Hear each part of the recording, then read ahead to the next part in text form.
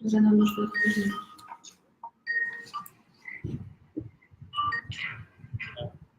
Слышишь, ты сейчас всех слышишь. Всем привет. Всем привет. Hello. Hi everybody. We are preparing now for our Skype conference and yeah, good. And live video in Facebook. Short introduction in Russian. Всем привет. Меня зовут Лидия Егорова. Со мной сегодня Юрий, мой коллега Юрий и Оскар из TeachFM. Да, у нас сегодня такая большая компания, и мы будем говорить о жизни и работе в Китае. Почему мы говорим сегодня о Китае? Два слова от себя. Я тоже так получилось, что 15 лет назад жила в Китае, 1,5 года учила китайский язык, работала в китайской компании. Это незабываемый опыт, который изменил всю мою жизнь. В силу того, что Китай стал фабрикой всего чего угодно, да, то есть если вы проанализируете, подумаете, там, оглянетесь вокруг и посмотрите чайники, холодильники, телевизоры, носки, одежда, все, что вас окружает, большинство из этого создано в Китае. То есть Китай – это мировая фабрика всего чего угодно. Благодаря этому в Китай пошли инвестиции. Уже много лет назад в Китай вкладывают огромные деньги. Еще когда я там жила, я как раз была в тот период, это было до Олимпийских игр в Пекине, Китай рос и развивался на моих глазах. То есть буквально происходили такие вещи, что сегодня мы идем на маленький рынок что-то покупать, завтра уже пустая площадка, послезавтра там идет стройка, и стройка идет по одному этажу в день. То есть это, строится Китай невероятными темпами. Если вы посмотрите информацию об экономических показателях, то темпы развития Китая в 7 раз быстрее, чем Америки. Ежегодные темпы роста. В связи с этим Китаю нужны молодые специалисты, хорошо говорящие на английском языке. Спрос на изучение английского языка в Китае колоссальный. А теперь статистика. Население больше 1 миллиарда, обучить английскому языку. Если собрать всех профессиональных преподавателей в Англии, Америке, Канаде, Ирландии, Южной Африке, где мы там еще наковыряем носитель языка, даже всех профессиональных учителей не хватит, чтобы вот этот спрос на изучение английского языка в Китае как-то покрыть, да, компенсировать. Поэтому ждут наших красивых, умных, очень уверенных в себе, бойких преподавателей из России.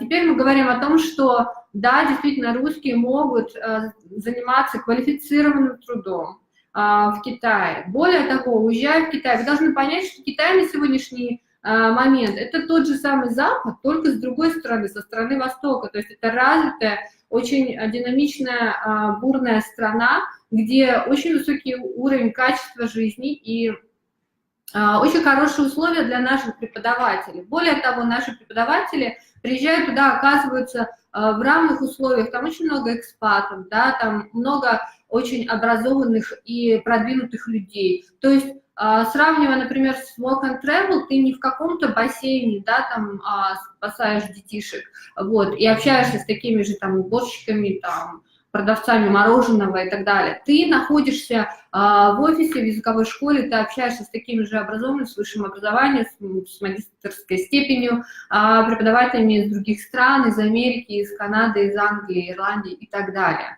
Поэтому это очень хорошая возможность для нас сделать первый шаг, выйти из своей коробочки, поехать в Китай, поработать, получить международный опыт. Для многих это становится ступенькой для того, чтобы потом переехать в Австралию или в Канаду. Для многих это является хорошим стартом для того, чтобы вернуться в Россию и сделать карьеру в международной компании. Для многих это возможность открыть свою школу там, в Китае или здесь. То есть это очень интересная возможность для всех нас. Итак, сегодня у нас в гостях Оскар, один из основателей сайта TeachFM.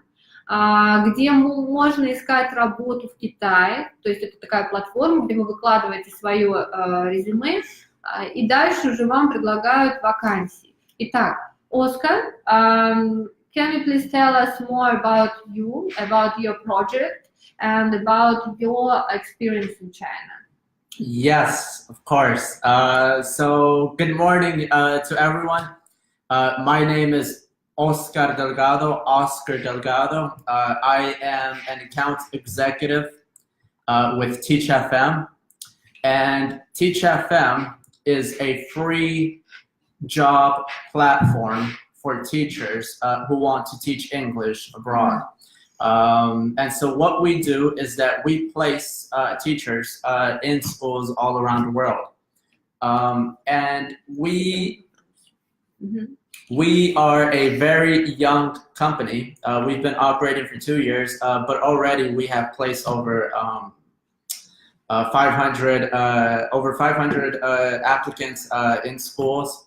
And we have a roughly 76% success rate of placing applicants in schools. So like I said, I work for Teach FM. You can visit teach.fm to go to the site. And to give a little bit of personal information about myself is that I was born in Los Angeles, California. I was raised in Los Angeles, California. I have Mexican heritage, so I speak both English and Spanish. And I went to the University of Southern California, where I studied political communications under the Annenberg School for Communication and Journalism. After graduating, I went to teach English in China. Why? Why China? Why teach English? That is not your major. No, it wasn't. It had nothing. It almost had nothing to do with my major in university, but I was looking for a sense of adventure. I was looking for a sense of adventure, and I wanted something completely different than what I was used to in Los Angeles. And so I decided to go. This opportunity came across to go teach in China. And so I took it. This was in 2013, and it was one of the most incredible experiences of my life. This was in 2013, and so it was different. It was definitely different. But keep in mind, this was in 2013. So the standards and regulations were a lot different then than it is today. Much softer, I think, right? Much softer and less oversight, and less and more flexible. More flexibility, absolutely. But I remember, I applied for the job. I remember applying for the job on a Monday. And 3 days later, I was on a flight. Oh, great! I was on a flight to Shenzhen, China. And by Friday morning, I was in a classroom teaching. And this was my first time teaching. Unfortunately, I didn't have any preparation. And it was a complete surprise and shock to me. I was jet lagged. And they said, all right, Oscar, your first class is at 9 a.m. Here's a piece of chalk, and here are 30 students. And so I had no background as to how old the students were.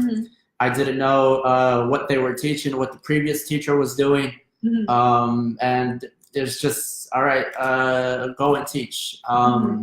So that was in 2013. But I made it work, through the internet and through the resources that they had at the school. I somehow made it work. 2 questions, by the way. What's the age of the students in your first class? 14. 14 years so old. Teenagers. It was a high school. Okay. And second question. So how you use internet that time? Because not any YouTube, Facebook. Well, no, I bought a VPN. Oh, great. Yeah, I'm sure you guys are familiar with VPN. Yes, virtual everybody private network. talking about VPN. Yeah, this was in 2013, so the VPN that I bought was very effective, and it allowed me to go to Google, and Google was my best friend. Okay. But this was in 2013. A lot has changed since then. Okay. A lot has changed. So it is only 5 years. Yeah, it's only been 5 years, but in China, 5 years is like 20 years compared to other countries. Yes. Okay, because China is constantly developing. Developing and growing and developing and growing. Yes, yeah. So what is changing now? How is China now? China, to a certain extent, they have tightened restrictions. They have tightened regulation as far as who can come in to China, and once they're in China, how they are qualified to do their work. So, for example, nowadays, it's very popular that schools must issue a work visa, and they must issue work visas to qualified candidates. And that's one of the reasons why I am so interested in Intersul, because Intersul does a fantastic job. Intersul does a fantastic job at training their... Yeah, oh, absolutely. You guys do a fantastic job at training your teachers.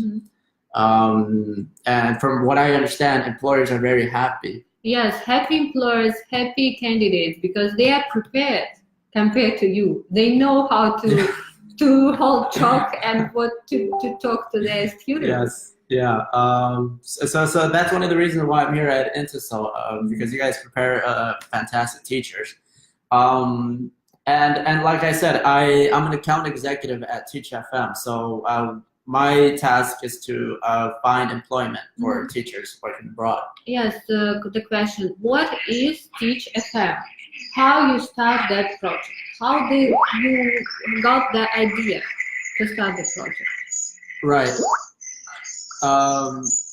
So how did we start Teach FM? Well, 1 minute. Yeah, so Teach FM, we started this project with 2 other colleagues, and we were looking for a solution that many schools face nowadays. Schools hire teachers that are unfortunately not qualified for the position. And also schools have a poor retention rate of holding on to their teachers for longer than, let's say, 3 months or 6 months. So Teach FM customizes the job search to only fit qualified candidates with employers.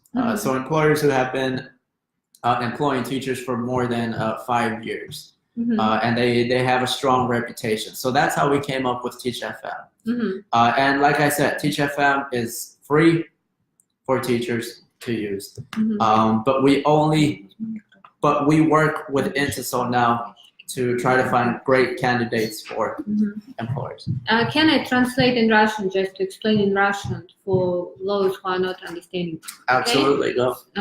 Таким образом, TeachFM, как появилась идея создания такой платформы, на самом деле она была создана не для кандидатов изначально, она была создана изначально для школ. У школ есть проблема, вот поймите этот момент тоже, у школ есть проблема, текучка кадров называется, по-нашему, по-колхозному, да, что называется. Есть такая проблема, что преподаватели начинают работать, через 3 месяца они уходят, у них меняются планы, жизненные обстоятельства, они уезжают. Соответственно, постоянно школам нужны профессиональные кадры.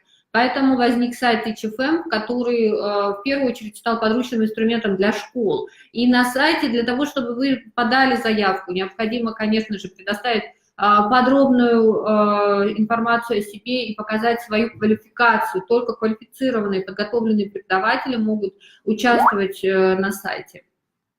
Okay, I explain in Russian. Right. Good. Thank you very much.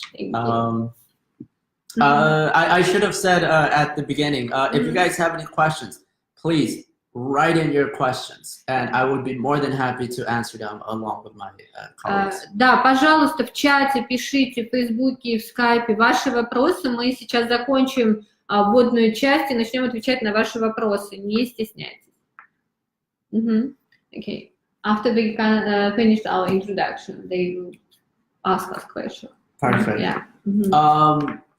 So to give a little bit more background about Teach FM, is that we place qualified candidates with great schools all across the world, but we mostly cooperate with China. Because at the moment, China, like you were saying earlier, China is becoming a very popular destination to teach English because they offer great benefit packages along with above average salaries. And the visa process is, by the way, we offer working visas to teachers. And the visa process is relatively manageable to complete. Yes, and what schools your partners? Tell more about them. Tell more about the process, how they apply for visa, and after that, how they meet at the airport, everything step by step. Because, for people to make a decision to move to another country, especially to China, one more question, most candidates can't speak Chinese. Right. Is it a problem? So all that questions. Yes. So from the very start to the very end, in order to apply to the vacancies that we have available in China with our cooperating employers, is that you can send, if you're interested, you can send your CV to hr@teach.fm. And once you send in your CV will be placed at the very top of employers' email list because we have a special cooperation with them. So once they receive your CV, you will go through an interview, and then you will start applying for the visa. I am very familiar with the visa process for native speakers, but can you please speak on the visa process for non-native speakers? For non-native speakers, okay, it's take about 3 months, and you have to prepare all documents beforehand in Moscow. Medical check, your education documents go through the special process of accreditation in the Chinese embassy, and also you have to got the special letter from the police check.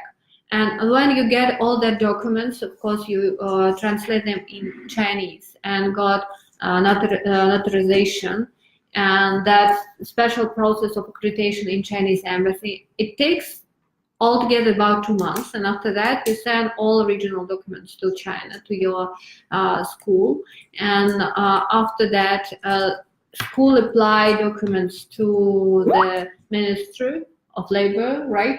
And after that they got the letter for a job visa and send that letter to you, and you already apply for job visa in the embassy of China. That's it. All right. So it's actually very similar Yes. for native speakers. I thought that it would be a bit different. For No. native speakers, like you mentioned, they need a bachelor's degree. They need a TOEFL certificate. They need a clean criminal background check.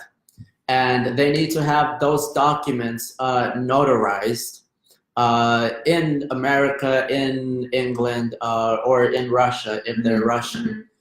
Take those documents to the Chinese embassy, have them stamped by the Chinese embassy, Yes. and then you will send those documents to the Chinese employer. And like you said, it's roughly a 2-month about 2 months process, to get right. all documents and get them prepared. Right. It's roughly a 2-month process. However, you will have a work visa. It will be 100% legit, 100% professional. Once you prepare all the paperwork, all the documents, you book your flight and you head on over to China. We have schools all across China.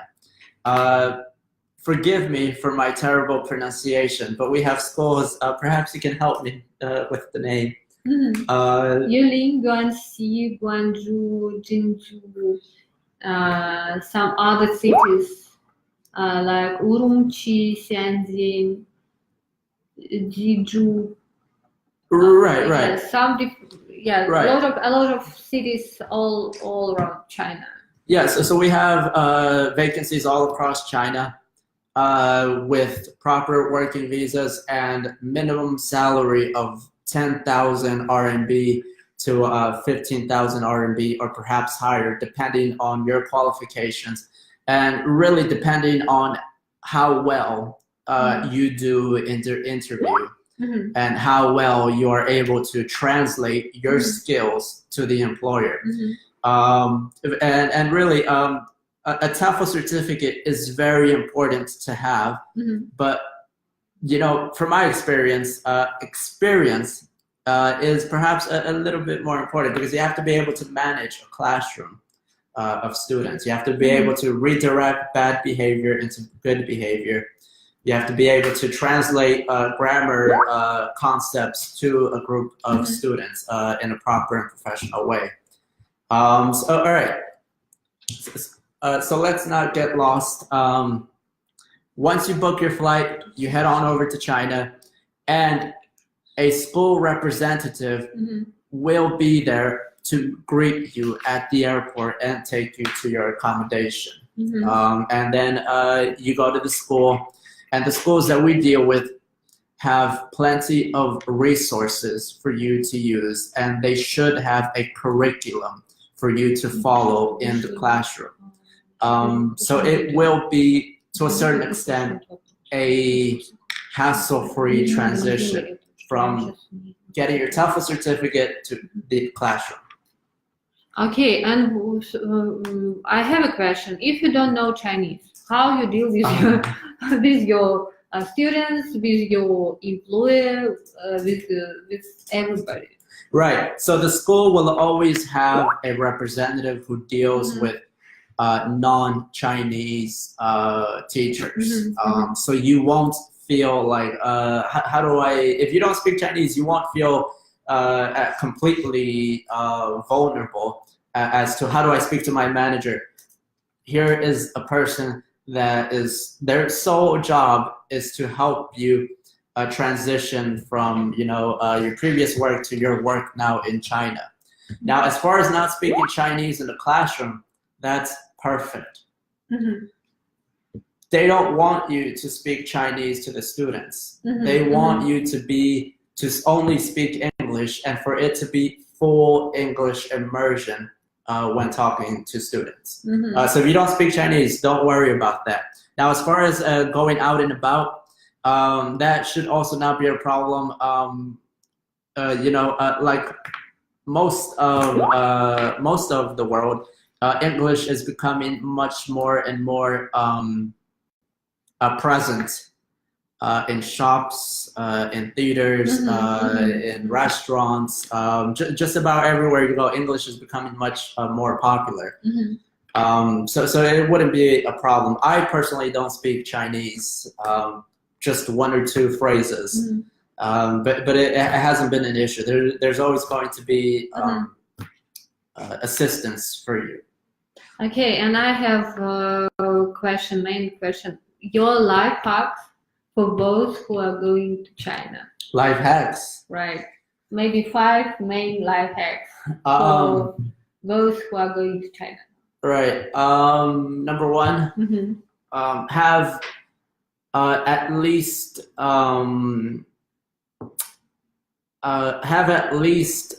how would I translate it from dollars to RMB? Have at least $2,000 to get there once you're there, because you're going to have some immediate expenses, for example, groceries, just basic toiletries, towels if you don't take them from Russia. So have at least $2,000 once you get there. Basic life hacks,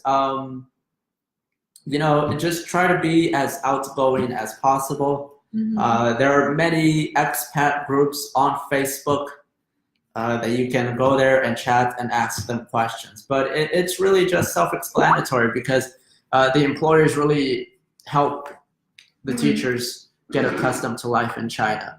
They will help you with Wi-Fi. They will help you with finding housing.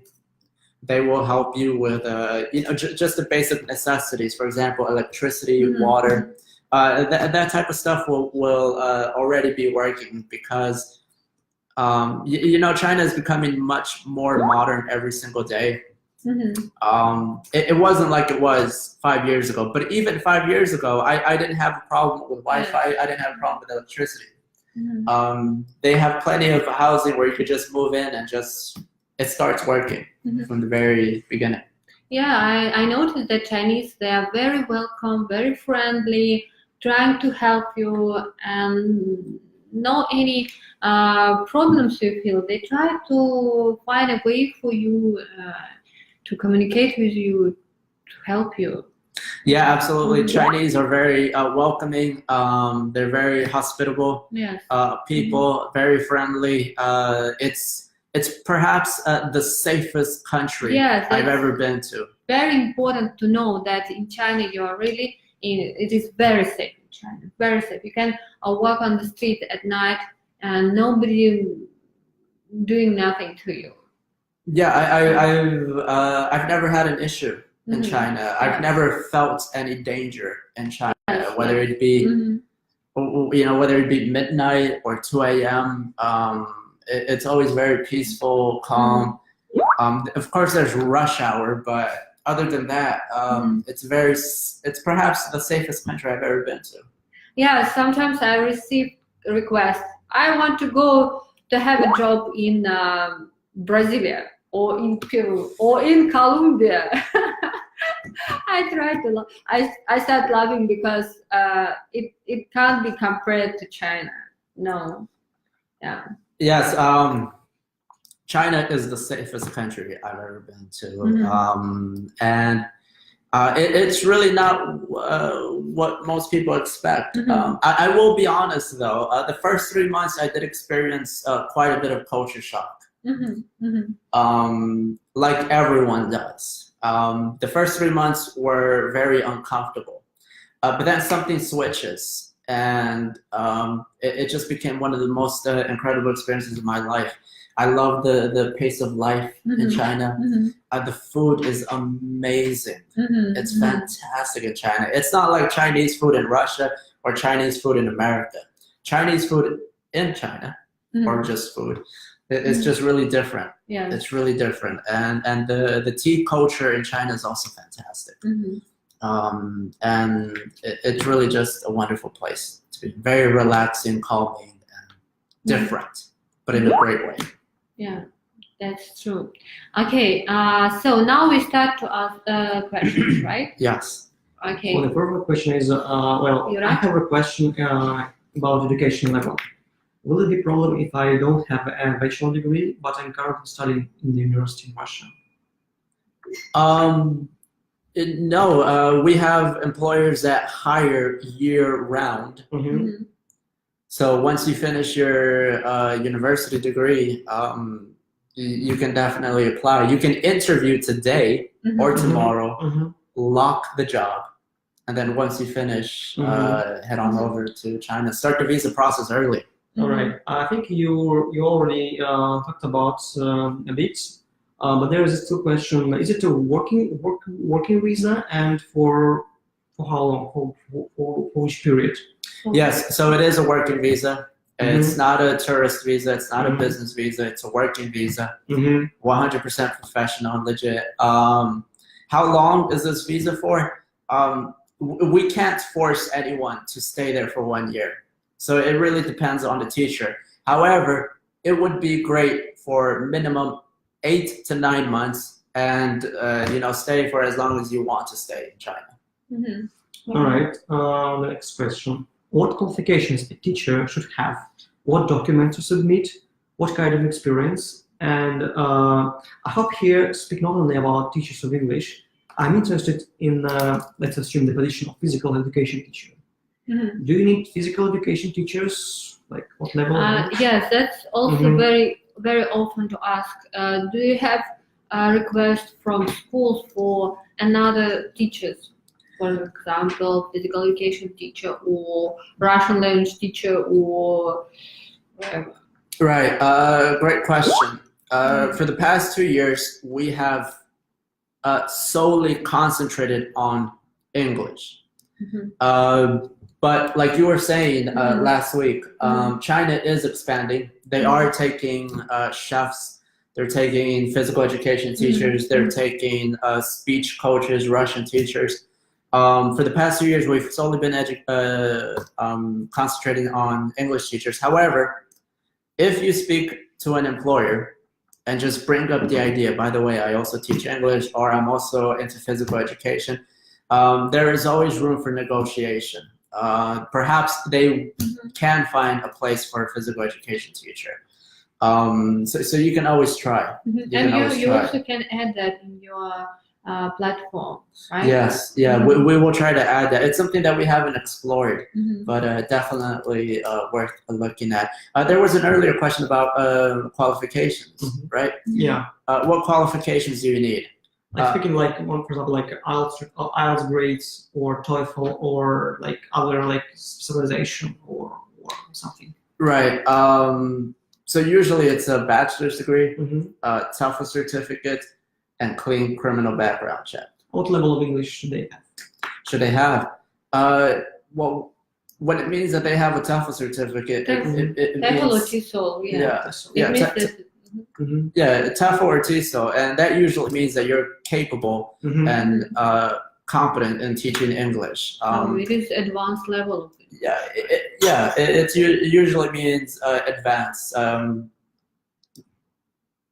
I think when we're talking about TOEFL, it's past upper intermediate. You know. So what is the like the upper age for the teacher? You can the minimum age. Right. Minimum, yeah, and like maximum. Right. 90% of students are ages 5 years old to 8 years old. No, I mean for teachers, the age of the candidates. Oh, the teachers. The minimum age of candidates and the maximum age. University students, young professionals, and teachers who are looking for individuals who are looking for a change. They're looking for a change in career path because you know, I was telling you earlier that we mostly deal with native speakers from America, from England, and we get people from all across the board, university students, young professionals, but we also get people who are frustrated and who need a change in scenery, and so they can range from 30 to 40 years old. But we usually get university students or young professionals. So between 20 and 30. Right. Yeah. Okay. But anyway, you don't have any like restrictions, not younger than or not older than. Well, TeachFM doesn't have that, but some employers do prefer. They prefer younger than 55, I think, because that's the visa. That's the Chinese visa age limit. Okay. Excuse me. Okay. Thank you. Okay, another request. I looked through TeachFM really quick, and most of positions require 2 years experience as a teacher. I'm just afraid to meet the same dead end I did with my previous job. You can't get experience because no one wants you, and no one wants you because you don't have teaching experience. Yes, Can you speak more about this stage of getting a job for newly qualified teachers? And is the gap between experienced teacher and new one that big? So the first question was someone who doesn't have experience. So what you can do is that employers do prefer teachers with minimum 2 years of experience. If you don't have any experience, that's not a problem. You can send your CV to hr@teach.fm, and we can talk to the employers to find you immediate job placement.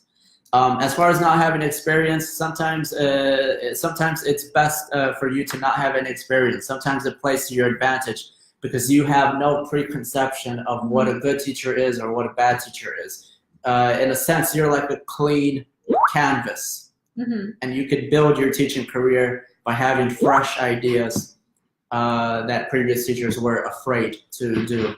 I understand what you're saying. Most job postings say we need 2 years, 5 years. Yes, and even for visa, sometimes it is important to have work experience. Right. But from our but from our experience, it hasn't been a problem. If you don't have any work experience, it's not a problem. Go ahead and apply or send your CV over to HR at Teach.fm. Okay. Okay, so do you have any internship opportunities for the person? For example, the person he's finishing his bachelor degree just in the moment, and he does distance learning and wants to first somehow go to the internship while finishing his or her study in the university. Is it possible to do internship while finishing the studies at the university? We don't do internships. We only do full-time employment. But I believe InterSol, you guys are experienced in that, right? Yes, we have internship during summer vacations in Malta. So yes, we can talk about that. Okay. Yes, some short-term internships in Malta during summer vacations, and we hope to have more next year in Cyprus, maybe some other warm and nice places with sun and sea for you for summer. Yes, we will do that. Do you have more questions, guys? Okay? No? So, Oscar, do you have something to add or to make a resume of our conversation today? I just want to say that I'm very happy that InterSol and Teach.fm are cooperating together. From what I've heard, InterSol trains teachers to be qualified and incredible teachers. Employers are very, very happy with your teachers. InterSol really concentrates on methodology and how to implement those methods, those teaching methods in the classroom. So again, I'm very happy to be cooperating with InterSol. Lastly, China, it's just constantly developing. Each day there is a new building that has been built. Each day there are new shops, new technologies. So it's just an immense. The opportunities are overwhelming. So if anyone's on the maybe I should, maybe I shouldn't. It's completely up to you. I have no regrets. I'm very happy with my past experience and my present experience. So it's I urge everyone to give it a try. One more question. One more question. The most serious one, the most important one. What is the average salary of a teacher? Good question. 10 to 15,000 RMB. So it's a salary. It's not like we'll pay you, an hourly wage for this many hours. No, it's a salary. So it's guaranteed. 10 to 15,000 RMB a month. And also, how much is it in USD? Dollars. It's about $1,800, $1,900. That's the average. However, it all depends on how well you promote yourself, how well you promote your qualifications, how well you promote your experience. And that's the average salary, but you can always negotiate a higher salary. You can always negotiate housing, you can negotiate flight reimbursement, visa reimbursement. The employers that we have offer that, but it all depends on you. Окей. Итак, мы будем заканчивать. В конце хотелось бы еще рассказать. Если у вас остались вопросы, или у вас сразу возник запрос, пожалуйста, пишите и звоните. lydia@intisolrussia.com или info@intisolrussia.com или же hr@teach.fm. Присылайте ваши запросы, вопросы, все, что мы не успели обсудить. Видео мы всем вышлем по окончании тоже. Спасибо вам большое. Оскар, thank you very much for joining us today and for telling about your experience and telling about your project. And we will be very glad to develop our cooperation in the field of finding job for our candidates and providing a very high quality service for everybody who decided to move to China. And make it more safe and more flexible and more soft, because it is always a challenge to doing that stuff. I am honored, and thank you for having me. Thank you, Lydia. Thank you. Thank you, Yuri. Fantastic. Very happy to be here at Intisol. Thank you. Again, thank you and bye. Bye-bye. See you next time in our next live stream video. Bye. Bye. Bye-bye.